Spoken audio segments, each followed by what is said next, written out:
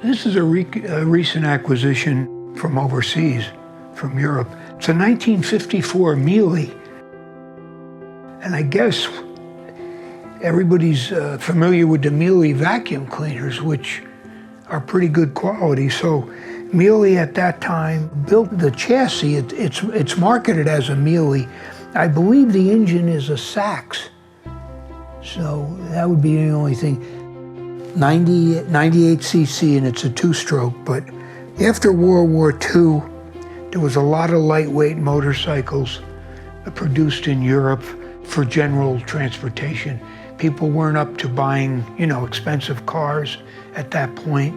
The war was only over, almost a decade. But I remember even like a BMW of the early 50s had a motorcycle engine in it. So they definitely took them time to get back on their feet. But there you go, Miele vacuum cleaner motorcycle.